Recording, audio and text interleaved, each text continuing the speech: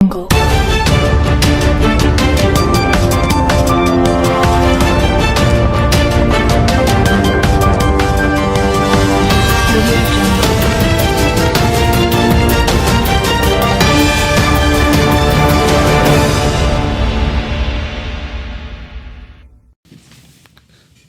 Mirror TV के हमारे दर्शकों, इस एक और एपिसोड में मैं राजकुमार अंजुम, एडिटर इन चीफ, आपका अभिनंदन करता हूं, स्वागत करता हूं।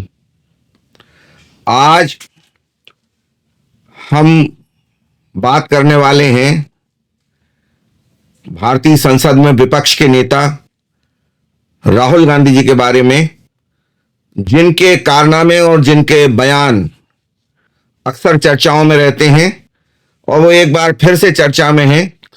इसी सप्ताह उन्होंने चुनाव आयोग के तमाम विरोध में वो बोलते रहे हैं लगातार, और इस बार उन्होंने कहा था कि उनके हाथ में कुछ ऐसे सबूत लग गए हैं कि जिन सबूतों के दम पे चुनाव आयोग मुंह दिखाने लायक नहीं रहेगा, भागता नजर आएगा।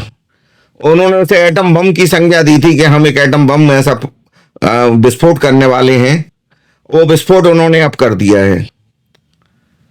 अब सवाल ये पैदा होता है कि वो एटम बम था या नहीं, ये कौन तय करेगा। आम लोगों के हिसाब से ये माना जा रहा है कि वो एक तरह से एक पटाखा भी नहीं है। वो तो जैसे आमतौर पे वो होता है ना दिवाली में कि पटाखे चलाए जाते हैं, तो वो तो एक पटाखा की हैसियत भी नहीं रखता वो जो उन्होंने किया है। और अब उसके सारे पत्ते भी खुलते जा रहे हैं, अब उन्हें मुंह छुपाने को जगह नहीं मिल रही है। चुनाव आयोग ने एक एक करके चीजों का खंडन कर दिया है और ये कहा है कि अगर अभी भी राहुल गांधी को ये लगता है कि उनके जो बयान है और उनका जो कारनामा है, जो उन्होंने प्रेस कॉन्फ्रेंस करके बड़े साजो सामान के साथ लोगों को गुमराह किया, देश की जनता को, उन्हें अगर अभी भी लगता है कि ये सब सही था, तो वो एक एफिडेविट देके और चुनाव आयोग को उसकी एक बाकायदा शिकायत करें, ताकि चुनाव आयोग उसकी जांच करा सके और राहुल गांधी को उस शपथ पत्र के आधार पे ये रिपोर्ट भेज सके कि उनके जो आरोप हैं वो उसमें कितनी सच्चाई है। तो ये उन्होंने, चुनाव आयोग ने ये कहा है, लेकिन वो शपथ पत्र दे नहीं रहे हैं। वो कह रहे हैं कि मैंने शपथ ली थी संसद में जब मैं सांसद बना था, तो मेरा जो भी बयान है वो शपथ पत्र की तरह ही लिया जाए उसको। अब राहुल गांधी इतने इस तरह के बयान दे रहे हैं, तो ऐसा तो है नहीं कि उन्हें कानून की कोई नॉलेज नहीं है। भारतीय कानून की, भारतीय कानून में यह व्यवस्था है कि अगर आप कोई भी चीज कहते हैं तो वो शपथ लेके कहना पड़ती है आपको, वो किसी को भी उसमें कोई छूट नहीं है। राहुल गांधी तो इतने बड़े नेता हैं, वो तो समझते हैं, लेकिन आम आदमी भी अगर कोई बयान देता है या कोई अपना तथ्य अगर रखता है सामने, तो वो या किसी पे आरोप लगाता है, तो वो शपथ लेके उसको शपथ पत्र एक नोटरी से प्रमाणित करके देना पड़ता है। बहुत छोटा सा काम है, 50-60 रुपए खर्च आता है। और अगर आपको लगता है कि हम जो भी कह रहे हैं वो सही है, तो शपथ पत्र देने में हर्ज क्या है। एक शपथ पत्र देने से केवल इतना होता है कि वो मान लिया जाता है कि ये जो कह रहे हैं ये सही है। अब वो सही है कि नहीं, वो तो जांच का विषय है, आगे पता पड़ता है कि सही है कि नहीं सही है। लेकिन हाँ, इतना जरूर है कि अगर आप शपथ पत्र लेके बयान दे रहे हैं और वो झूठा पाया जाएगा, तो फिर बहुत तगड़ी सजाएं हैं। जो भारतीय अधिनियम है उसमें बहुत तगड़ी सजाएं हैं इस तरह के गुमराह करने के बारे में लोगों को। वो भी आप एक संवैधानिक संस्था है चुनाव आयोग, उसके बारे में गुमराह कर रहे हैं लोगों को। तो ये सजाएं जो है वो जानते हैं कि क्या है। उनके पास वकीलों की एक फौज है, और ऐसे वकील भी हैं उसमें जिसमें सुप्रीम कोर्ट के वकील हैं, कोई छोटे मोटे वकील नहीं है। तो अब ये बताइए आप कि जब इतना सब आपके पास है और आप कह रहे हैं मैं शपथ पत्र नहीं दूंगा, ये क्या बचकानापन है। शपथ पत्र देखिए, उन्होंने आरोप क्या क्या लगाए थे, मैं आपको बताता हूं। उन्होंने कहा कि उन्होंने जो कुछ भी किया वो कर्नाटक की एक विधानसभा क्षेत्र है महादेवपुरा, और महादेवपुरा में वहां के आंकड़ों का उन्होंने विश्लेषण पेश किया खासतौर से। बाकी तो खैर छोटे मोटे विश्लेषण थे, कोई खास बात नहीं थी, लेकिन उन्होंने लपेटे में ले लिया महाराष्ट्र को भी और कर्नाटक के साथ साथ महाराष्ट्र को, हरियाणा को भी उन्होंने लपेटे में लिया कि ये जो वोटों की धांधली हुई है और वोटों की चोरी हुई है, इस वजह से हम महाराष्ट्र में जीत सकते थे और हरियाणा में भी जीत सकते थे, लेकिन हम जीत नहीं पाए। तो ये तो बहुत बड़ा आरोप उन्होंने चुनाव आयोग पे लगा दिया। आरोप पे उनके क्या क्या है, वो कह रहे हैं कि चुनाव आयोग ने बहुत बड़े पैमाने पर डुप्लीकेट वोटर तैयार कर रखे हैं। कुछ का उन्होंने एग्जाम्पल भी दिया। एक डुप्लीकेट वोटर हैं आदित्य श्रीवास्तव, जो लखनऊ के रहने वाले हैं। पहले उनकी नौकरी लगी बंबई में, तो उन्होंने अपना वोटर जो पता था वो बंबई का करा लिया ताकि वहां वोट डाल सकें। उसके बाद उनका ट्रांसफर हुआ बेंगलुरु में, तो उन्होंने बेंगलुरु का करा लिया। और ये चुनाव आयोग की वेबसाइट पे दर्ज है सारी चीजें, क्योंकि उन्होंने ऑनलाइन फॉर्म भरा था 8। तो ये जब ऑनलाइन कोई फॉर्म भरता है, और आजकल सब कुछ ऑनलाइन है। अब ये राहुल गांधी चुनाव आयोग से कह रहे हैं बार बार कि आप हमें डाटा उपलब्ध क्यों नहीं कराते। आयोग बार बार कह रहा है कि डाटा जो मांग रहे हैं वो चुनाव आयोग की वेबसाइट पे ज्यादातर डाटा उपलब्ध है, लेकिन वो उसको मानना नहीं चाहते, क्योंकि वो तो ये केवल जनता को ये दिखाना चाह रहे हैं कि चुनाव आयोग धांधली कर रहा है और बीजेपी को सपोर्ट कर रहा है। वो तो खुल्लम खुल्ला कह रहे कि चुनाव आयोग जो है बीजेपी के इशारे पे सारा काम कर रहा है। एसआईआर को वो जो कह रहे हैं, मतदाता सूचियों का पुनरीक्षण जो बिहार में कराया चुनाव आयोग ने, उसको वो कह रहे हैं कि ये बीजेपी के इशारे पे कर रहा है। और अब जबकि चुनाव आयोग कह चुका है कि बिहार में इतने बड़े पैमाने पे कि 65 लाख हमें वोटर कार्ड और मतदाता गड़बड़ मिले, तो हम इसको पूरे देश में करेंगे, क्योंकि ये वाकई बहुत बड़ा। और यही बात तो राहुल गांधी कह रहे हैं। वो क्या कह रहे हैं कि वोटर लिस्टों में धांधली है, एक एक मतदाता का नाम जगह जगह जगह दर्ज है। और इसके अलावा वो ये भी कह रहे हैं कि फोटो जो है वो फोटो उसमें नहीं है, पते गलत लिखे हुए हैं। कईयों के वो कह रहे हैं कि 0 पते की जगह पे 0 लिखा हुआ है। कईयों के वो कह रहे हैं कि पिताजी के नाम की जगह इंग्लिश की उल्टी सीधी स्पेलिंग्स लिखी हुई है। तो कुल मिला के ये जो वो कह रहे हैं, यही तो चुनाव आयोग कह रहा है। तो उन्हें तो एक तरह से देखा जाए तो चुनाव आयोग का सपोर्ट करना चाहिए। ये चुनाव आयोग तो वही काम कर रहा है जिस तरह के आरोप उन्होंने लगाए हैं। फिर उन्हें दिक्कत कहां आ रही है? असल में उनको दिक्कत ये आ रही है कि जो आरोप वो लगा रहे हैं वो साबित नहीं होंगे, इसीलिए तो वो शपथ पत्र पे हस्ताक्षर नहीं कर रहे हैं। और अब देखिए, अब तो चुनाव उन्होंने कहा कि आदित्य श्रीवास्तव लखनऊ के रहने वाले हैं और इनके नाम कई जगह दर्ज हैं। तो पहले तो उन्होंने लखनऊ में जो मुख्य चुनाव अधिकारी थे उत्तर प्रदेश के, उन्होंने ये स्पष्ट कर दिया कि नहीं, वो उनका नाम एक ही जगह दर्ज है, कहीं दर्ज नहीं है उनका एक जगह के अलावा। और फिर आदित्य श्रीवास्तव खुद सामने आए जो आजकल बेंगलुरु में है, और उन्होंने ये कहा कि उनका चूंकि स्थानांतरण होता रहा, उस स्थानांतरण के कारण उन्होंने पहले मुंबई का पता दर्ज कराया, फिर उसके बाद उन्होंने उसका बेंगलुरु का पता दर्ज कराया, क्योंकि आज वो बेंगलुरु में काम करते हैं। अब सवाल ये पैदा होता है कि अगर ये पते दर्ज कराए तो चुनाव आयोग ने अपडेट किया कि नहीं किया अपना मतदाता सूची को? तो चुनाव आयोग जब ये दावे के साथ कह रहा है कि नहीं, उनका एक ही जगह पता दर्ज है और बेंगलुरु में दर्ज है, तो इसका मतलब वो अपडेट हो चुकी सूची।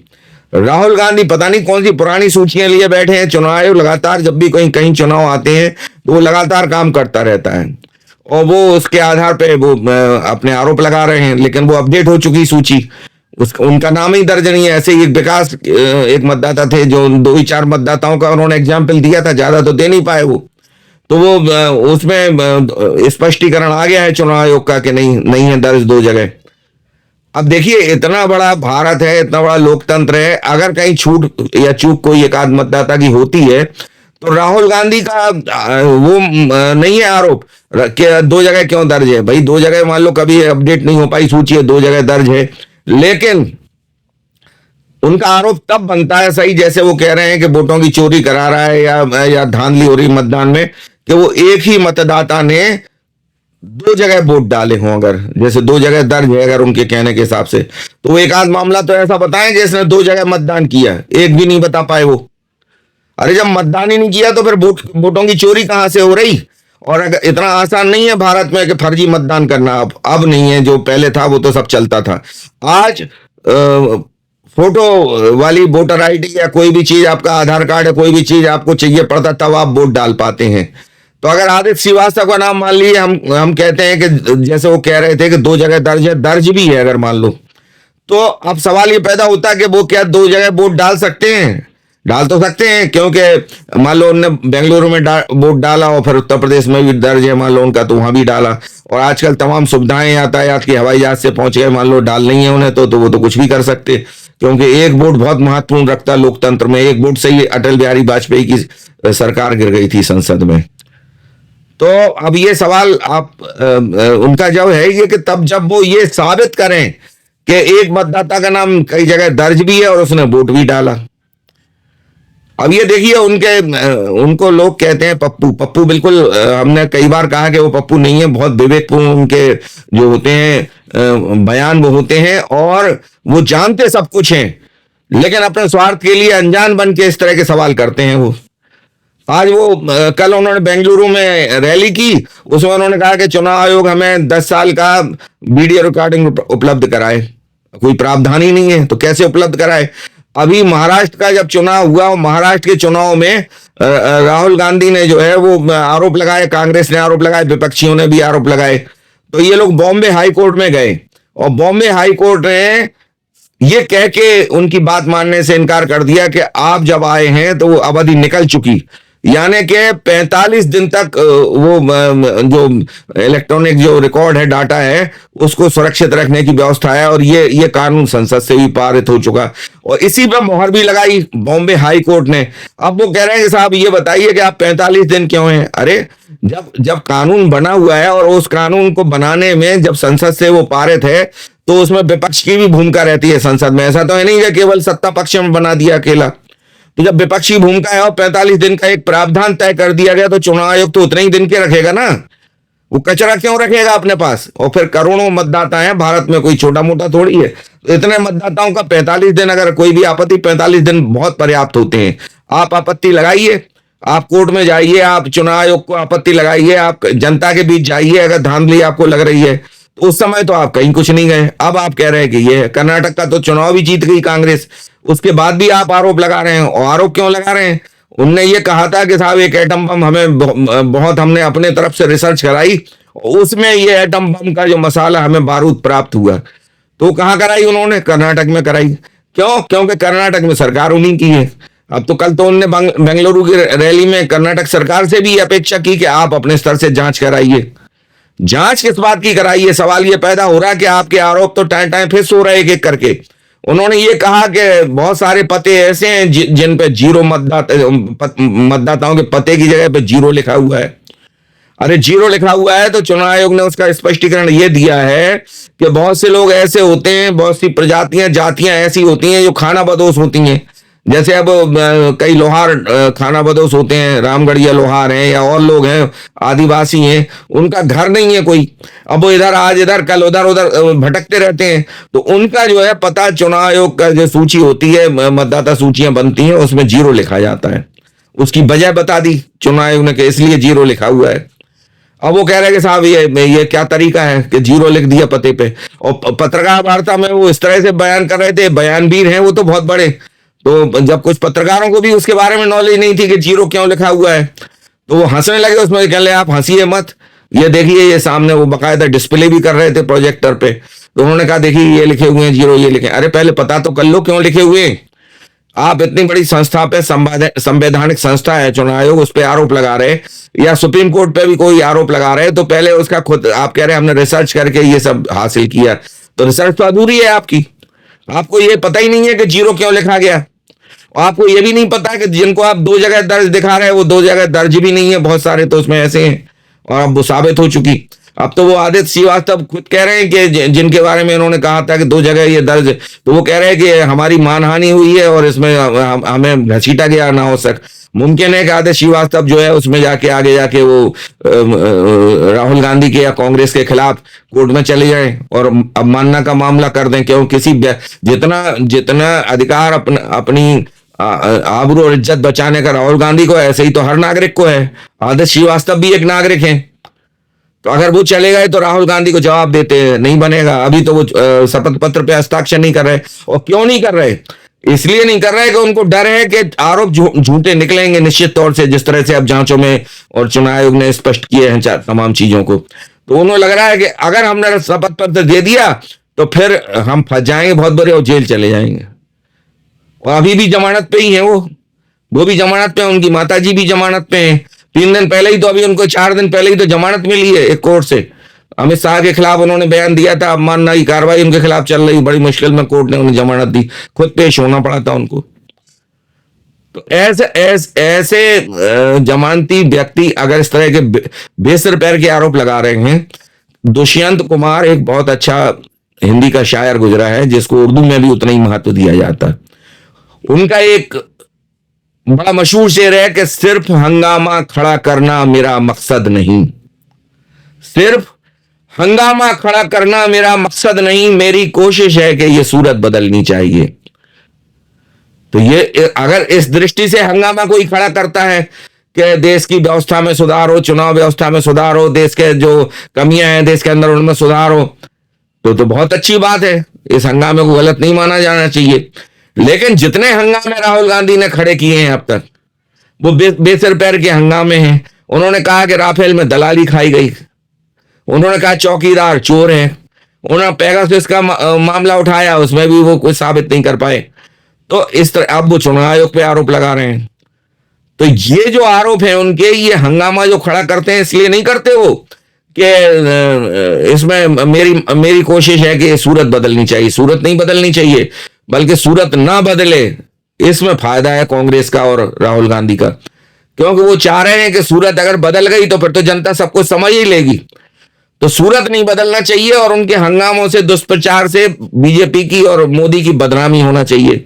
मोदी की जब बदनामी होती है, मोदी कहीं कमजोर पड़ते दिखाई देते हैं, तो राहुल गांधी और कांग्रेस बड़ी खुश होती है। ऑपरेशन सिंदूर में जब ट्रंप ने बेवजह उसका श्रेय लेना चाहा कि साहब हमने ये युद्ध रुकवाया और हमने युद्ध विराम कराया, तो भारत ने एक तो स्पष्ट ये कहा तुरंत कि कोई अभी ऑपरेशन सिंदूर रुका नहीं है, हमने केवल स्थगित किया है। दूसरा, उन्होंने ट्रंप की भूमिका से स्पष्ट इनकार कर दिया भारत ने। लेकिन राहुल गांधी ने तमाम संसद में और संसद के बाहर, और प्रियंका गांधी ने और तमाम कांग्रेसी नेताओं ने खुल के ये बयान दिए कि साहब ये ट्रंप जो है वो क्यों कह रहे हैं, अगर वो झूठ बोल रहे हैं तो इतने बड़े देश का राष्ट्रपति, अमेरिका का राष्ट्रपति ट्रंप झूठ बोलेगा। और अगर 30 बार उन्होंने कम से कम ये बात कही है, तो उन्होंने कहा कि प्रधानमंत्री को संसद में ये बयान देना चाहिए ट्रंप के खिलाफ कि ट्रंप झूठ बोल रहे हैं। तो ऐसा बयान तो भारत का प्रधानमंत्री नहीं दे सकता कि राजीव गांधी जिस तरह की टपोरी भाषा का इस्तेमाल कर रहे हैं कि झूठ बोल रहा है किसी देश के राष्ट्र प्रमुख के खिलाफ। और फिर उन्होंने एक स्टेटमेंट ये भी दिया कि मैं ये जानता हूं कि अगर वो ऐसा करेंगे तो वो खोल देगा, फला खोल देगा, वो भेद खोल देगा, भारत के मोदी के भेद खोल देगा। इस तरह से वो अमेरिका के राष्ट्रपति के बारे में तू तड़ाक की भाषा इस्तेमाल कर रहे। यही भाषा चुनाव आयोग के बारे में इस्तेमाल की उन्होंने। अभी जब ये उन्होंने एटम बम फोड़ा, उसके 2-3 दिन पहले से ही उन्होंने शोर करना शुरू कर दिया और बाकायदा पत्रकारों के सामने ये बात कही कि चुनाव आयोग के खिलाफ हम इनके, चाहे वो मुख्य चुनाव आयुक्त हैं, चाहे चुनाव आयुक्त हैं या उनके तमाम और कारिंदे हैं, ये रिटायर भी अगर हो जाएंगे तो हम इनको छोड़ेंगे नहीं। अब ये बताइए, एक संवैधानिक संस्था जो अपने काम कर रही है कानून के हिसाब से, जो भारत ने कानून बनाए, संसद ने कानून बनाए, उनके हिसाब से वो चुनाव करा रही है, और आप कह रहे हैं छोड़ेंगे नहीं। अरे चुनाव आयोग ये पता ना लगाए कि कहां कहां फर्जी मतदाता हैं और कहां कहां से विदेशी जो म्यांमार से आए हैं, बांग्लादेश से आए हैं, घुसपैठिए, उनने फर्जी मतदाता पहचान पत्र बना लिए हैं, वोटर कार्ड बना लिए हैं, और वो आके यहाँ वोटिंग कर रहे हैं, तो हम उनको रोके नहीं? या एक का कई जगह नाम, जैसे राहुल गांधी कह रहे हैं, दर्ज है और ये पकड़े भी गए हैं बहुत सारे मामले बिहार में। क्यों? क्योंकि बहुत दिन से हुआ ही नहीं था सर्वेक्षण इस तरह का। तो वो कह रहे हैं कि चुनाव के पीछे पहले हमें चूंकि इस तरह के शुरुआती सर्वेक्षण में ये पता चला कि इस तरह की चीजें हैं, तो अब हम इसका पता कराएंगे गहराई से। और जब गहराई से पता कराया तो मालूम हुआ 65 लाख है वो संख्या उनकी। तो अब बताइए, इतनी बड़ी संख्या में जब गड़बड़ियां मिल रही हैं और इस तरह की चीजें हैं, तो उसकी वो जांच ना कराए। अब राहुल गांधी को इसलिए डर है क्योंकि वो जानते हैं कि जो मतदाता हटाए जा रहे हैं, और जो उसमें से कुछ विदेशी भी हैं, कुछ मुस्लिम भाई भी हैं हमारे, तो वो ये कह रहे हैं, क्योंकि मुस्लिम भाइयों क्या है कि बेचारे वो ज्यादातर लोग जो हैं एजुकेटेड नहीं है। अगर एक जगह से दूसरी जगह कोई जाता है तो दूसरी जगह उन्होंने चढ़वा लिया, लेकिन पहली जगह हटवाया नहीं तो 2 जगह चढ़ा रह गया, ऐसा भी है कई जगह। लेकिन वो होता क्या है कि कांग्रेस विपक्षी दल इतने एक्टिव हैं कि वो जो हालांकि इतना आसान नहीं है, लेकिन आजकल सब कुछ आसान है। बिहार में अभी आपने देखा 2-2 हजार रुपए में तो निवास प्रमाण पत्र बन रहे, तो 1,000-2,000 रुपए में मतदाता पहचान पत्र भी किसी का बन जाएगा और वोटिंग उसके माध्यम से की जा सकती, जो नाम उन्हें मालूम है। वो ऐसे लोगों का पता उनको है, कांग्रेस को और विपक्षी पार्टियों को, कि वो कौन कौन से लोग फर्जी चढ़े हुए हैं उसमें, ये उनके पास जानकारी है। लेकिन वो इसलिए चुप बैठे हुए हैं और इसलिए चाह रहे हैं कि उनको नहीं हटाया जाए, क्योंकि उन्हीं से तो वोटिंग कराते हैं फर्जी, उन्हीं के नाम पे। ये अब नहीं हो पाएगा, चुनाव आयोग ने जो बीड़ा उठाया उसके बाद नहीं हो पाएगा। इसलिए बिहार में भी खलबली है, तेजस्वी यादव भी घबराए हुए हैं, राहुल गांधी भी घबराए हुए हैं, पूरा विपक्ष घबराया हुआ है। ये है समस्या असल में। अभी तेजस्वी यादव ने तो एक प्रेस कॉन्फ्रेंस करके बिहार में बाकायदा, और ये चुनाव आयोग पे आरोप लगाया कि एक ही एपिक नंबर पे उनके 2 वोटर आईडी। पहले तो वो कहने लगे कि हमारा तो उसमें नाम ही नहीं है, वोटर लिस्ट में नाम नहीं है, और फिर वो कह रहे हैं कि हम एक एपिक नंबर से एक कार्ड उन्होंने दिखाया, कल ये है और एक हमारा और है, तो 2-2 बताए। अब चुनाव आयोग को ये शक है कि प्रेस कॉन्फ्रेंस में जो उन्होंने अपना वोटर कार्ड दिखाया था वो उनके रिकॉर्ड में है नहीं चुनाव आयोग के, तो वो फर्जी तरीके से बनाया गया केवल चुनाव आयोग की छवि खराब करने के लिए। और चुनाव आयोग ने उनसे कह दिया है कि 16 अगस्त तक आप वो जो आपने प्रेस कॉन्फ्रेंस दिखाया था वोटर कार्ड अगर जमा नहीं कराया चुनाव आयोग के पास, और अगर इस तरह की कार्रवाई नहीं की तो फिर आपके खिलाफ हम कार्रवाई करेंगे बाकायदा। और वो कार्रवाई बहुत तगड़ी होगी चुनाव आयोग की, क्योंकि ये कोई छोटा मोटा मामला नहीं है कि इतनी बड़ी जो उप मुख्यमंत्री रह चुका बिहार का वो इस तरह से फर्जी बना के और वो पेश करे। तो डर ना तेजस्वी को है कार्रवाई का और ना राहुल गांधी को। क्यों नहीं है? क्योंकि भारत का संविधान, मैंने एक आध बार पहले भी ये बात कही कि इतना लचर है।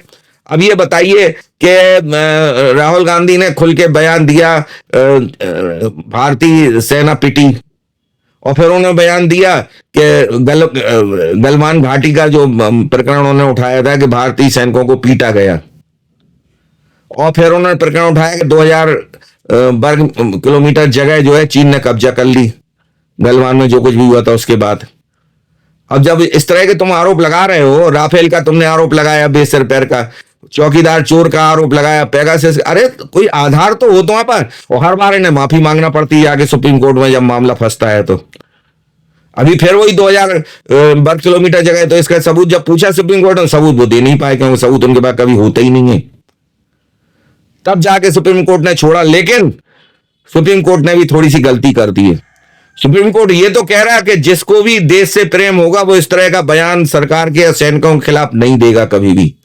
इसका मतलब क्या हुआ कि तुम्हारे बयानों में कहीं ना कहीं देशद्रोह की बू आ रही है, और अगर बू आ रही है तो इसको एक कोई पहली बार तो है नहीं है कि सुप्रीम कोर्ट में ये मामले गए इस तरह के उनके विरुद्ध। 20 बार वो फंस चुके हैं इस तरह के मामलों में, और फिर वो पलट जाते हैं और माफी भी मांग लेते हैं, लिखित में भी मांग लेते हैं। तो एक आदमी को कब तक आप छूट देंगे? उसके खिलाफ कार्रवाई क्यों नहीं की आपने? अगर कार्रवाई नहीं होगी तो वो तो इस तरह से होता रहेगा। तो ये फायदा उठाते हैं राहुल गांधी और तेजस्वी यादव जैसे लोग और विपक्ष के तमाम नेता। जैसे चिदम्बरम ने कह दिया कि वो पाकिस्तान को क्लीन चिट दे दी, कि ऐसा लगता है कि पाकिस्तान को तो कोई रोल ही नहीं है उसमें। और बाद में हुआ ये कि जब वो आतंकवादी मारे गए पहलगाम हमले के, तो उनके जो रिकॉर्ड उनके पास से मिला तो उसमें बिल्कुल क्लियर ये बात हो गई कि उनके पाकिस्तान के नागरिक थे, वोटर कार्ड वगैरह में सब में नाम उनका है वहां पे, और कई प्रमाण मिले उनके पास, कई सामान मिले पाकिस्तान में बने हुए। अब चिदम्बरम साहब खामोश हैं। तो ये लोग क्या करते हैं कि इनको तो केवल मोदी की छवि खराब करना और बीजेपी की छवि खराब करना, ताकि किसी तरह एन कैन प्रकार ये सत्ता में आ सके। इनका एक ही सूत्री फार्मूला है। राहुल गांधी के पास और कोई योजना नहीं है, कोई फार्मूला नहीं है, केवल एक सूत्री फार्मूला है कि एक कहावत है कि अगर आप कोई भी झूठ को चिल्ला चिल्ला के बोलेंगे तो हो सकता है आपको ऐसा लगे कि ये एक दिन हमारा झूठ सच मान लेगी दुनिया, और ऐसा होता भी है कभी कभी। एक बड़ा मशहूर शेर है कि यहां मजबूत से मजबूत लोहा टूट जाता है, जो 100 झूठे इकट्ठे हों तो सच्चा टूट जाता है। और ये होता है, ऐसे थोड़ी शेर बनाए जाते कोई भी। तो राहुल गांधी ये ख्वाब देख रहे हैं कि एक ना एक दिन तो जनता मोदी को चोर मान लेगी। वो चौकीदार चोर है, हमने कहा था नहीं माना, लेकिन कभी कभी तो मानेगी। अरे कुछ नहीं है, चलो चोर नहीं है। वो कह रहे हैं कि साहब 30,000 करोड़ रुपए उठा के अंबानी को दे दिए, वो भी नहीं माना। राफेल में दलाली खाई, वो भी नहीं माना। अब वो कह रहे हैं कि साहब वोटों की चोरी करा रहे हैं बीजेपी और मोदी। तो चोरी अगर वोटों की करा रहे हैं तो एक तरह तुम उन्हें फिर से चोर एक बार साबित करना चाह रहे। अरे तुम्हारा तो ध्येय केवल ये है कि किसी तरह से चोर माने जनता मोदी को, और आपके पास कोई सबूत है नहीं है।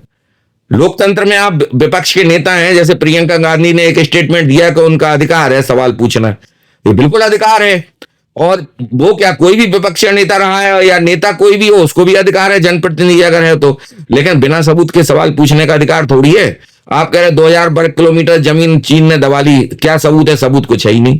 आप कह रहे वोटों की चोरी हो रही, सबूत कुछ है नहीं। और जो सबूत आपने एटम बम कह के पेश करे हैं वो टाए टाए फिस हो गए, इतने डरे हुए हैं आप। आपके शपथ पत्र तक नहीं दे रहे चुनाव आयोग को। आप बेंगलुरु की रैली जो आपने की उसमें तो उल्टे सीधे बयान दे रहे हैं आप कि वो चुनाव आयोग ऐसे क्यों नहीं बताता, वैसे क्यों नहीं बताता। चुनाव आयोग आपको बुला रहा कि आप आइए और अपनी समस्याएं हमारे सामने, शंकाएं रखिए, हम आपका एक एक शंका का समाधान आपको देंगे। तो आप वहां जा नहीं रहे क्योंकि सबूत है ही नहीं आपके पास। जनता को आप भोला समझ रहे, मूर्ख समझ रहे, तो उनको आप बरगला रहे। तो भारत की जनता अब इतनी मूर्ख भी नहीं रह गई। इतनी मूर्ख अगर नहीं रह गई होती तो कांग्रेस की ऐसी दुर्गति नहीं होती, और आगे और बड़ी दुर्गति होगी। क्यों? क्योंकि राहुल गांधी जो है वो जो कुछ भी करते हैं वो अपनी पार्टी को डुबोने के लिए कर रहे हैं एक तरह से। अभी देखिए उन्होंने जो कुछ भी किया है तो ये तो उन्हें एक तरह से चुनाव आयोग का फायदा पहुंचा रहे हैं। वो उनके जितने भी चीजें हैं की हुई कारनामे उनके, वो कह रहे थे आप एक एक का दो जगह नाम दर्ज है, वो तो चुनाव आयोग भी कह रहा, इसीलिए तो वो SIR कर रहा, यानी मतदाता सूचियों का पुनरीक्षण कर रहा है। आप कह रहे वोटों में धांधली हुई।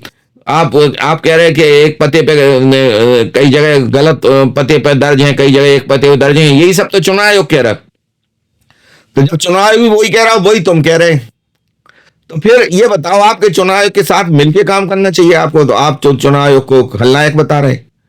तो अरे किसी एक बात पे तो कायम रहो। अगर तुम प्रेस कॉन्फ्रेंस करके वो बातें कह रहे हो जो चुनाव आयोग कह रहा है तो बहुत अच्छी बात है कि आपकी समझ में आ रही चीजें, लेकिन उसके बाद फिर आप कुछ और कहने लगते हैं। तो वो कहते हैं कि साहब ये सारी गड़बड़ियां इसलिए हैं कि चुनाव आयोग जो है वो डाटा नहीं दे रहा हमें, वो डाटा है ही नहीं चुनाव आयोग के पास। अरे डाटा एक सीमा बना रखी गई, उस सीमा तक डाटा रहता है, और उस सीमा तक आप चैलेंज करो चीजों को तो चुनाव आयोग उसका जवाब देगा, और बाकायदा वो तैयार ही बैठा आपके हर सवाल के। आप क्या कोई भी विपक्ष का नेता जाएगा उसके जवाब देने के लिए तैयार है चुनाव आयोग, और उसको देना पड़ेगा क्योंकि बाध्य है, वो संवैधानिक संस्था है, जवाब देने के लिए बाध्य है। आप उससे जवाब न मांग के पत्रकार वार्ताएं करते हैं, जनता में भ्रम फैलाते हैं। तो ये चीजें जो है बेसिर पैर की चीजें हैं। जो आपको जवाब दे सकता है उससे तो आप भाग रहे दूर, जान ही रहे, शपथ पत्र नहीं दे रहे। और जो जनता जो आपको जानते हैं कि ये तो मूर्ख है, इसको तो हम कुछ भी कह के बरगला लेंगे और वोट हासिल कर लेंगे, उसको आप गुमराह करने में लगे हुए हैं। तो ये सब कब तक चलेगा?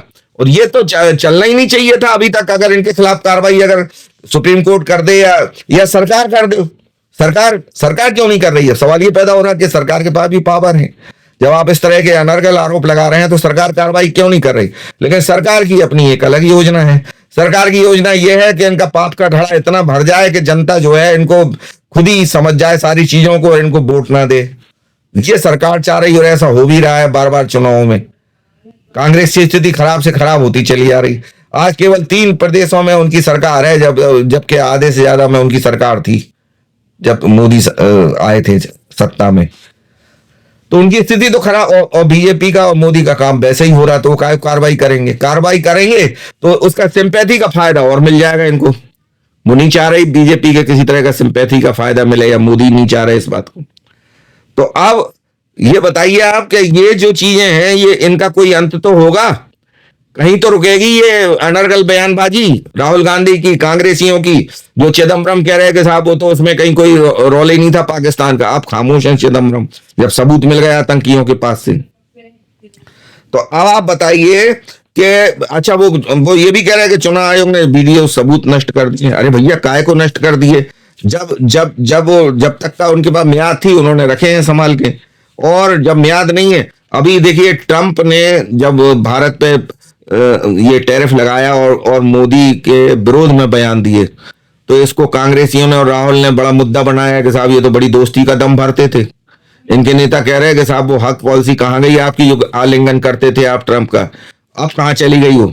अरे ट्रंप तो ऐसे व्यक्ति हैं जिनके बारे में अब ये पूरी दुनिया समझ सकती है कि हो सकता है कि सुबह वो दोस्त बन के आपसे हाथ मिला लें और शाम को आपकी पीठ में छुरा भोंक दें। अब तो बिल्कुल साबित हो चुका है, उनके बयान कोई बेसर पैर के पता ही नहीं रहता कब क्या कहने और कब क्या करने वाले हैं। तो अब ये बताइए आप, लेकिन एक बात समझिए आप कि ट्रंप जो कुछ भी कर रहे हैं, राहुल गांधी को और कांग्रेस को बड़ी खुशी हो रही है कि अब मोदी जरूर चला जाएगा। अब तो ट्रंप की मार पड़ेगी और अमेरिका की मार भारत पे पड़ेगी और भारत की अर्थव्यवस्था चौपट हो जाएगी। ये दम भर रहे हैं कि साहब हम तीसरी अर्थव्यवस्था बनेंगे और चौथी तो बनी चुके हैं। 11वीं थी जब 14 में मोदी सत्ता में आए थे, 11वीं अर्थव्यवस्था छोड़ी थी इन लोगों ने, मनमोहन सिंह ने। तो आज वो चौथे पे हैं हम लोग और तीसरे की बात कर रहे हैं। वो 2-3 साल में हम तीसरे पे आके दिखाएंगे। और पूरी दुनिया की आंखों में ये बात, मोदी का बयान खटक रहा है कि कैसे आप तीसरी हो जाओगे, इतने बड़े बड़े देश, हम लोग बेवकूफ हैं क्या? लेकिन मोदी एक टारगेट लेके चलते हैं। वो जानते हैं कि हमें केवल बयानबाजी से नहीं होगा, उन्हें काम करके दिखाना पड़ेगा, तब जाके वो होगी। और वो काम कर रहे हैं चुपचाप से और अपने टारगेट भी अचीव करते जा रहे हैं लगातार। चौथी अर्थव्यवस्था का टारगेट अचीव करना कोई मामूली चीज है जो उन्होंने अचीव कर लिया। और 5वीं तक पहुंच गए थे इस चुनाव के पहले।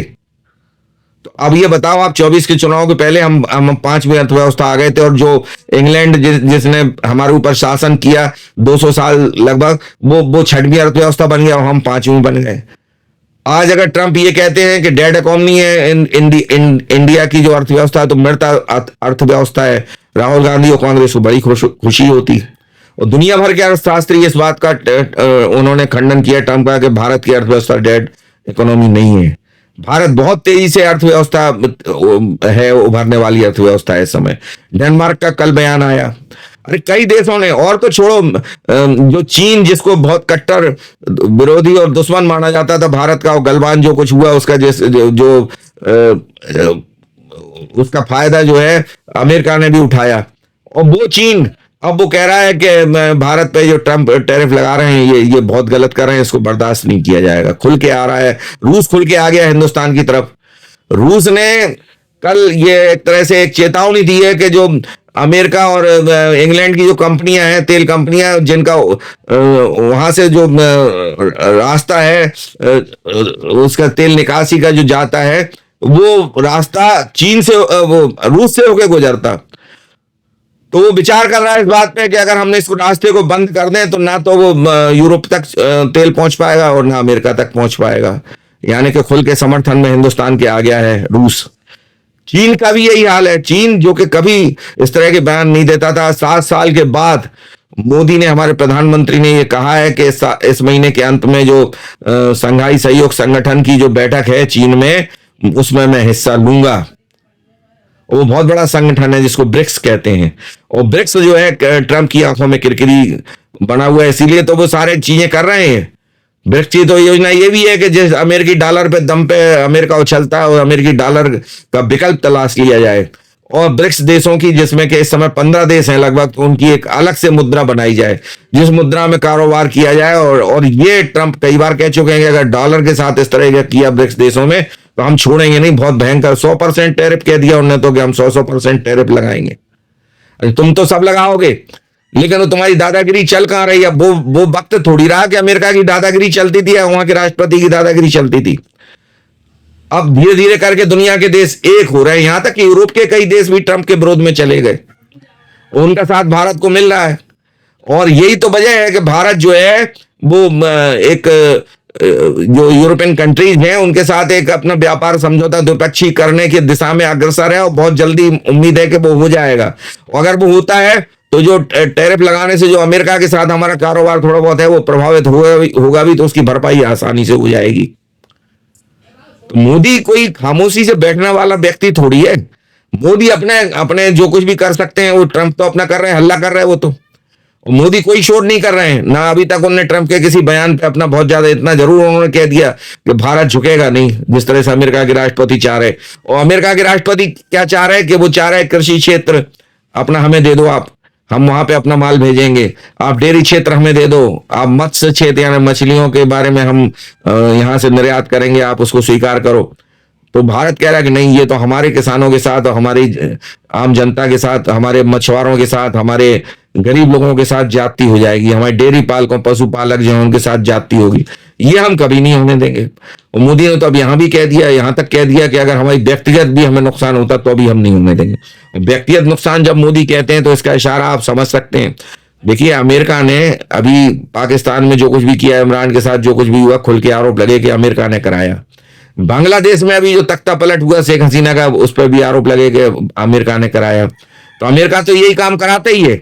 और अभी जब ट्रंप आए तो वो जॉर्ज सोरेस थे जो कि राहुल गांधी और कांग्रेस और तमाम विपक्षी पार्टियों को फंडिंग करते थे, और वो फंडिंग से ये लोग यहाँ पे तमाम हंगामा करते थे, उनकी यात्राओं को प्रायोजित करते थे वो अमेरिका में, जो राहुल गांधी बार बार दौड़ दौड़ के जाते थे और देश विरोधी बयान वहां देते थे। तो ट्रंप ने ये स्पष्ट कहा और उनको वहां से भागना पड़ा जॉर्ज सोरेस को, क्योंकि उस समय मोदी से संबंध उनके नहीं बिगड़े थे। तो उन्होंने कहा कि ये भारत के विरोध में दुष्प्रचार करते थे और उसके लिए फंडिंग करते थे ये, और भारत की कुछ विपक्षी पार्टियां इनके संपर्क में थी।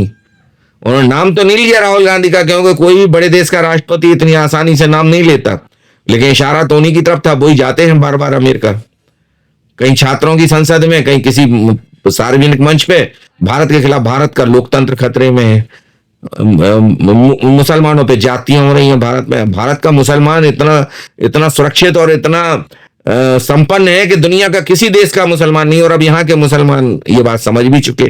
तभी तो वो राहुल के और कांग्रेस के झांसे में नहीं फंस रहे। वो अगर फंस गए होते तो कई ऐसे मुस्लिम इलाके हैं जहां की सीटें बीजेपी जीतती है, कैसे जीत जाती। अगर मुस्लिम भाई हमारे वोट नहीं करते वहां पे, तो कैसे बीजेपी के फेवर में अगर वोट नहीं करते, तो अब उनका ये दाव भी एक तरह से जा रहा। अब वो भड़का रहे हैं मुस्लिमों को और तरीकों से भड़का रहे हैं। तो ये भड़काने का जो सिलसिला है उनका केवल एक ही मकसद है। अभी जो ट्रंप ने जो कुछ भी किया और टैरिफ लगाया, तो उनको ये लगा कि ये बहुत अच्छा रहा, और इससे जो है, अरे आप ये नहीं समझ रहे कि मोदी जो है भारत के प्रधानमंत्री हैं, और अगर मोदी कमजोर पड़ेगा किसी भी चालों से, विदेशियों की या अमेरिका की या ट्रंप की, तो इसका नुकसान, इसका खामियाजा भारत को उठाना पड़ेगा। और भारत के, आप अपने आप को भारत का नागरिक नहीं मानते, आप भारत में विपक्ष के नेता हैं, और इस तरह का जब भी कोई संकट आता है तो विपक्ष एक होके बोलता है, हमेशा से ये रहा है, कांग्रेस का भी रहा। कांग्रेस में ऐसे नेता, इतनी गिरी हुई मानसिकता के नेता जो है कभी नहीं रहे जो इस समय है। और ये जो है, ये मोदी विरोध कर रहे हैं, बीजेपी विरोध कर रहे हैं, देश का कितना भी ऑपरेशन सिंदूर पे ये सवाल उठा रहे हैं, ये सेना की कार्रवाई पे सबूत चाहते हैं। ये कोई और देश होता तो इन पे देशद्रोही के मुकदमे लग जाते इन सब सारे लोगों पे, लेकिन ये हिंदुस्तान है। और मोदी केवल मोदी का एक ही मकसद है और बीजेपी का एक ही मकसद है कि जनता को इतना जागरूक कर दिया जाए कि इन लोगों की जो भी चालें हैं जनता खुद समझ ले, सरकार को कुछ ना करना पड़े। और ये कामयाब हैं वो लोग काफी हद तक। तभी तो दूसरी बार मोदी जो है वो सत्ता में आए, और अभी तीसरी बार में भी सत्ता में है। इन लोगों ने तो पूरी तरह कोशिश कर ली थी कि ना आ पाए मोदी, लेकिन कुछ नहीं हुआ। तो मोदी की नीति और बीजेपी की नीति अपनी जगह कामयाब है। और ये सारी चीजें जो है ना, ये नुकसान पहुंचा रही हैं कांग्रेस को और विपक्ष को, क्योंकि अब जनता मूर्ख नहीं रही। और अगर थोड़ा बहुत लोग नहीं भी जानते हैं तो वो भी धीरे धीरे करके जागरूक हो जाते हैं, क्योंकि ये लोग जो हैं उनको जागरूक करने में लगे हुए हैं।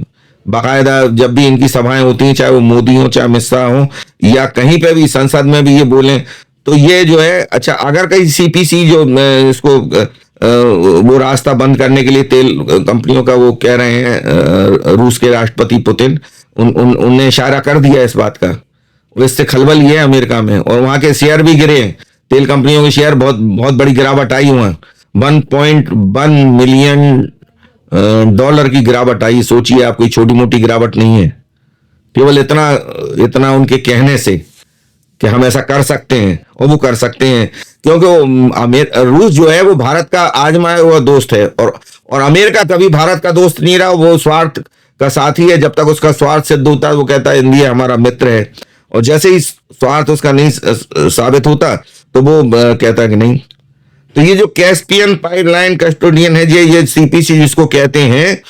और देखिए इंडिया का, मोदी का दिमाग आप देखिए कि रूस से तो हम लोग सस्ता तेल खरीद रहे हैं, और फिर उसको अपने देश में रिफाइन करते हैं, प्रोसेस करते हैं, और प्रोसेस किया हुआ वो तेल तमाम यूरोप के देशों को हम बेच रहे हैं आज। और वो देश जिन्होंने रूस पे तमाम तरह के प्रतिबंध लगा रखे और उनसे कहते कि वो इनका तेल मत खरीदो, और वही तेल इंडिया के थ्रू उनके देशों में जा रहा है, उनके पेट्रोल पंपों में बिक रहा है, यहां तक कि अमेरिका के पेट्रोल पंपों पर भी जा रहा है।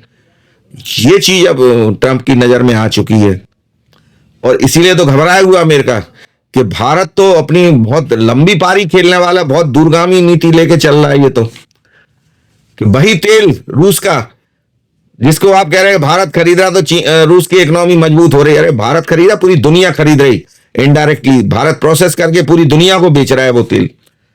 तो आप उसको भारत, और इसमें जो है रिलायंस इंडस्ट्री जो है उनकी रिफाइनरियां बहुत मदद कर रही हैं, क्योंकि सबसे बड़ी बड़ी रिफाइनरियां तो उन्हीं की हैं, बाकी कुछ भारत सरकार की नहीं है, लेकिन ज्यादातर उनकी हैं। तो वो बहुत, तो अब सवाल ये पैदा हो रहा है कि अब ये बताइए आपके अब ये इनका टैरिफ और ये सब, ये तो उल्टा दाव पड़ रहा है इनके ऊपर, अमेरिका के और ट्रंप के ऊपर। और अगर देखिए राहुल गांधी वो व्यक्ति हैं जो भारतीय संविधान के बारे में हम आपसे कह रहे थे कि आप भारत के संविधान को तो मानो, भारत के चुनाव आयोग को तो मानो, अगर भारत का सुप्रीम कोर्ट कहता है तो उसको तो मानो। अरे सुप्रीम कोर्ट ने भी उनके बारे में ये कहा कि ऐसा लगता है कि कोई भी देश से प्रेम करने वाला व्यक्ति इस तरह से बयान नहीं देगा जैसे राहुल गांधी ने दिया। तो जब वो इन्होंने स्पष्ट कहा तो इसका मतलब ये है कि ये तो एक तरह से देशद्रोह है। इतना क्या कि अब आप क्या चाह रहे थे कि आपको देशद्रोह का आरोप लगा दे सुप्रीम कोर्ट सीधा सीधा, अभी छोड़ दिया उन्होंने, लेकिन आगे ये भी हो सकता। तो उसमें इनकी जो प्रिय दीदी हैं प्रियंका गांधी जी, उन्होंने बयान दिया कि अब ये जस्टिस थोड़ी तय करेंगे कि मेरा भाई जो है देश प्रेम है उसको कि नहीं है। अरे आपके भाई से ये तो पूछो कि बिना सिर पैर के बयान क्यों देते हैं वो कह रही है कि वो तो विपक्ष के नेता हैं इसलिए उन्हें अधिकार है इस तरह के बयान देने का और सवाल पूछने का। आप चुनाव आयोग पे भी आरोप लगाओ, आप संसद में भी बयान दो, आप 2000 किलोमीटर वर्ग किलोमीटर जगह चीन ने दबा ली हमारी, इस पर भी बयान दो, आप राफेल पे भी बयान दो कि कमीशन खाया गया, आप मोदी को चोर चौकीदार चोर है उस पर भी बयान दो, लेकिन कोई सबूत तो होना चाहिए कि नहीं होना चाहिए। आप विपक्ष के नेता हैं, आप भारत के संविधान की आपने शपथ ली है और विपक्ष के नेता हैं आप, और विपक्ष नेता होने के नाते आपको भारत का संविधान मानना चाहिए कि नहीं मानना चाहिए। लेकिन आप तो अपनी ही पार्टी का संविधान नहीं मानते। इन्होंने, ये बुरी राहुल गांधी हैं जिन्होंने कैबिनेट में भारत की संसद में जो पास हुआ था विधेयक, उसको मनमोहन सिंह को नीचा दिखाने के लिए, पूरी कैबिनेट को नीचा दिखाने के लिए वो विधेयक जो है एक सभा में सार्वजनिक तौर पर फाड़ दिया था और ये कहा था कि ये कह के फाड़ा था कि इस विधेयक की मेरी नजर में अहमियत ये है। तो तुम्हारी नजर में तो कोई भी अहमियत नहीं है, भारत की संसद की भी अहमियत नहीं है, भारत के संविधान की भी अहमियत नहीं है, भारत के चुनाव आयोग की भी अहमियत नहीं है, भारत के सुप्रीम कोर्ट की भी अहमियत नहीं है। तो भैया ऐसा आदमी विपक्ष नेता बना बैठा है, ये विडंबना है हमारे भारत देश की। विडंबना इसलिए है कि इतनी सीटें किसी विपक्षी दल के पास है नहीं है, क्यों कांग्रेस जो है जितनी पुरानी पार्टी है उतना तो कोई भी नहीं है भारत में, उसका फायदा कांग्रेस उठा रही, और जो एक सिंपैथी थोड़ा बहुत उनके राज परिवार के लिए कांग्रेसियों के लिए उससे भी उन्हें वोट मिल जाते हैं। यही तो होता है, तभी तो प्रियंका गांधी और राहुल गांधी जैसे लोग जीत जाते हैं, और जीतने पे भी उन्हें खतरा रहता है। राहुल गांधी दो जगह से क्यों खड़े होते हैं? क्योंकि उन्हें खतरा है कि जनता कहीं धोखा ना दे दे। अरे तुम्हें जनता पे भी भरोसा नहीं है, तुम्हें अपने संविधान पे भी भरोसा नहीं है, तुम्हें अपने देश पे भी भरोसा नहीं है। तुम फजीयत कराना चाहते मोदी की और बीजेपी की, और ये बीजेपी और कांग्रेस की बात। अब ये एक बार अभी संसद में मोदी जी ने ये बात कही थी 10-15 दिन पहले कि इन्होंने, मनमोहन सिंह प्रधानमंत्री थे, उन्होंने एक जगह एक किताब में अपना स्टेटमेंट है उनका, उन्होंने ये कहा कि भारत का जो प्रधानमंत्री है उसको सत्ता पार्टी के अध्यक्ष के प्रति जवाबदेह होना चाहिए। सत्ता पार्टी के अध्यक्ष कौन रहे हैं? राहुल गांधी रहे हैं, पहले सोनिया गांधी रही हैं, तो जवाबदेह होना चाहिए। अब बताओ, ये तो बीजेपी ने कभी नहीं कहा कि सत्ता अगर है तो वो तो पूरा प्रधानमंत्री जो है वो पूरे देश का है, वो बीजेपी का प्रधानमंत्री थोड़ी है, वो कांग्रेस का थोड़ी है या किसी और दल का थोड़ी है, वो तो सब देश के लिए सोचेगा और करेगा।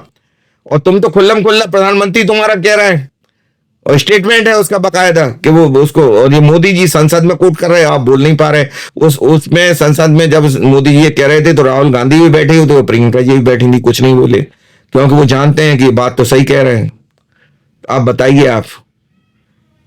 तो दोस्तों, मैंने कुछ ऐसे मुद्दे थे जिन पर रोशनी डाली, और इसलिए डाली कि आप जागरूक हो सकें और आप ज्यादा से ज्यादा लोगों को इस तरह की चीजों के, क्योंकि इस समय हमारा भारत देश जो है बहुत खराब दौर से गुजर रहा है। विदेशी शक्तियां भारत की प्रगति देखना नहीं चाहती। वो कभी नहीं चाहेंगे कि भारत तीसरे नंबर की अर्थव्यवस्था बन जाए। या जैसे मोदी जी ने कहा कि 2047 में हम आजाद हुए थे, जब 100 साल के बाद हम 1947 में आजाद हुए थे, 2047 आएगा तो हम विकसित देश बन चुके होंगे और भारत जो है दुनिया की पहली या दूसरी अर्थव्यवस्था होगा। ये दुनिया कभी चाहेगी क्या? तो ऐसे में विपक्ष को तो और सहयोग करना चाहिए कि इतना बड़ा टारगेट लेके चल रहे हैं हमारे प्रधानमंत्री जी, और जनता को सहयोग करना चाहिए। और आप जनता को भड़का रहे हैं, और विपक्ष नेता होने के एक एन प्रकार आपकी एक सूत्री आपका फार्मूला है, किसी तरह से सत्ता हथियाई जाए इनको भगा के, बीजेपी को और मोदी को। तो ये कोई अच्छी बात है क्या? तो इसके प्रति हम लोगों को जागरूक होना पड़ेगा। और जनता को आप इस वीडियो को शेयर करिए ज्यादा से ज्यादा लोगों तक, ताकि देश में भी शेयर किए, और जो हमारे एनआरआई जो भाई हैं विदेशों में रहते हैं उनको भी शेयर करिए, ताकि ये पता लग सके कि हिंदुस्तान का विपक्ष क्या कर रहा है। इतना खतरनाक विपक्ष कभी नहीं देखा हिंदुस्तान ने, कि जो अपने ही देश को गर्त में ले जाना चाहता। उसके नेता विपक्षी है वो तो और भी भैया, वो तो सुभान अल्लाह हम यही कह सकते हैं उनके लिए। तो भगवान उनको सद्बुद्धि दे।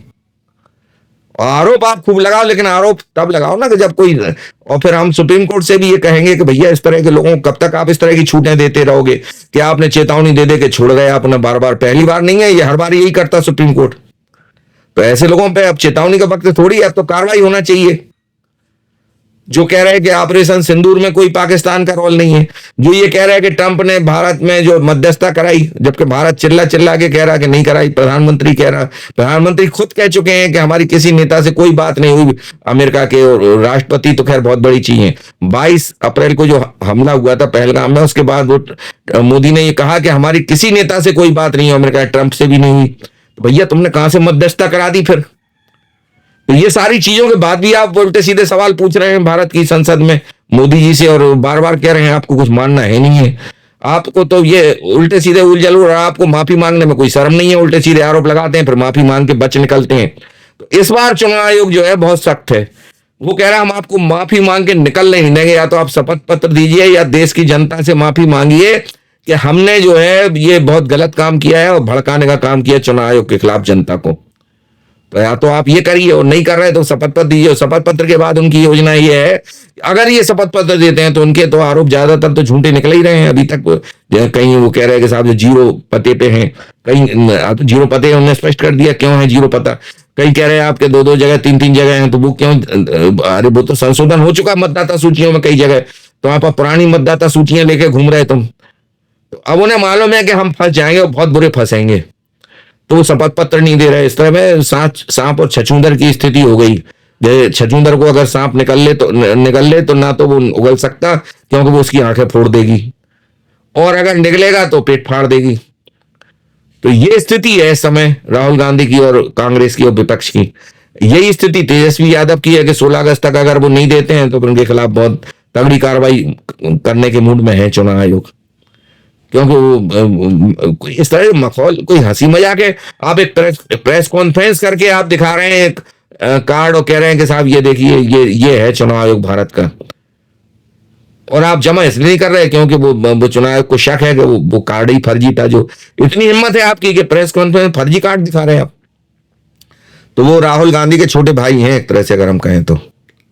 उनके छोटे भाई ऐसे ही देश के कोने। हाँ, कुछ लोग जागरूक भी होते जा रहे हैं। अब तेलंगाना में इनकी सरकार है, तेलंगाना के जो मुख्यमंत्री हैं रेवंत रेड्डी साहब, उन्होंने बिल्कुल स्पष्ट कह दिया कि परिवारवाद का आधार लेके आप चुनाव तो जीत सकते हैं, जनप्रतिनिधि तो बन सकते हैं। उनका इशारा साफ साफ राहुल गांधी और प्रियंका गांधी पे, लेकिन राजनीतिक समझ भी आपके अंदर आ जाए, यानी आप नेता भी हो जाएं, ये मुमकिन नहीं है परिवारवाद के सहारे से। तो अब तो कांग्रेस में ही उनके खिलाफ आवाजें उठ रही हैं। कई कांग्रेसी ऐसे हैं, गुलाम नबी आजाद अलग हो चुके, शशि थरूर के सुर बदल गए, वो तो समझ गए सारी चीजें। ऐसे ही कई, और मनीष तिवारी जब खुल के इस तरह का ये इन लोगों ने, राहुल गांधी ने जब ये कहा कि चौकीदार चोर का, तो उन लोगों ने बिल्कुल नहीं कहा। आनंद शर्मा भी उन्हीं में है। तो अब आप बताइए कि आप अपनी कांग्रेस को आप अपने लोग खोते जा रहे हैं एक करके। जो बहुत कीमती नेता थे आपके, जो अनुभवी नेता थे, उनसे आप दूर होते जा रहे हैं। तो राहुल गांधी को प्रधानमंत्री बना के क्या देश को गर्त में ले जाना है? भारतवर्ष ऐसा करेगा क्या कभी?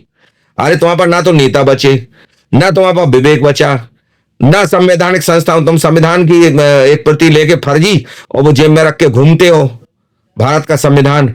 बाद में ये भी पकड़ा गया कि उसमें केवल कवर था, अंदर कागज तो कोरे कागज लगा के घूमते तुम, दिखाते हो उस जगह जगह।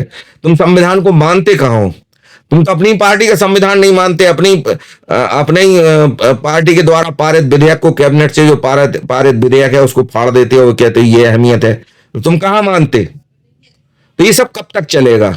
हमारा सवाल यही है कि ये कब तक चलेगा, और ऐसे लोगों के विरुद्ध कार्रवाई होना चाहिए कि नहीं होना चाहिए?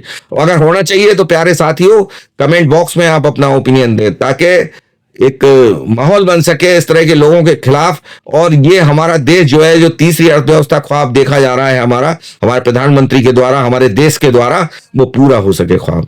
बहुत बहुत धन्यवाद। आगे फिर हम किसी इसमें, अगर आपने चैनल को सब्सक्राइब और लाइक नहीं किया हो तो वो जरूर करें। सब्सक्राइब का बटन है आपके चैनल के नीचे, और उसी के एक घंटी बनी होती है जिसको के लाइक किया जाता है, जिससे वो कमेंट जरूर लिखें अपना, आपको कैसा लगा, और क्या हम तो जितना हमारे विवेक से और हमें लगा हमने आपसे बात की, लेकिन और क्या क्या हो सकता भारत के प्रगति के लिए, और ट्रंप जैसे लोगों से निपटने के लिए, अमेरिका जैसे देशों से निपटने के लिए हम क्या कार्रवाई कर सकते? तो इसमें राय जरूर दें अपनी। बहुत बहुत धन्यवाद। नमस्कार।